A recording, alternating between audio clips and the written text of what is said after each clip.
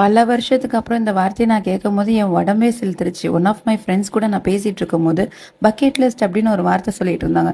அட ஆமால, நமக்கு நிறைய பக்கெட் லிஸ்ட் இருந்துச்சுல. சின்ன சின்ன விஷயங்கள் 10 வருஷத்துக்கு முன்னாடி என்னோட லிஸ்டே வேற மாதிரி இருந்துச்சு. ஆனா இப்போ யோசிச்சு பார்த்தா அந்த ஒரு லிஸ்ட்டுமே இதாகலையே. ஆனா வயசு என்னவோ 26 27 வயசு ஆயிடுச்சே, என்னடா பண்றது அப்படின்னு யோசிக்கும் போது கமிட்மெண்ட்ஸ் வந்து கண்ணு முன்னாடி நிக்குது. ஸோ இது நான் என்னோட பர்சனல் லைஃப்ல மட்டும் நான் சொல்லல, பொதுவாகவே சொல்றேன். எனக்கு நிறைய டிஎம்ஸ் நிறைய பேர் கேர்ள்ஸ் பண்ணுவாங்க. அக்கா கல்யாணத்துக்கு முன்னாடி நான் அப்படி இருந்தேன்க்கா, கல்யாணத்துக்கு முன்னாடி என்னால் எதுவுமே பண்ண முடியலக்கா. ஆனால் ட்ரஸ்ட் மீ கைஸ், நான் கல்யாணத்துக்கு முன்னாடி எதுவுமே பண்ணது கிடையாது. கல்யாணத்துக்கு அப்புறம் தான் எல்லாமே பண்ணுறேன். So life is a circle அப்படின்றது வந்து நான் ரொம்ப ரொம்ப மீனிங்ஃபுல்லாக நம்புகிற ஒரு பொண்ணு. அண்ட் நீங்கள் பாய்ஸ் அண்ட் கேர்ள்ஸ் நீங்கள் யாராக வேணாலும் இருங்க.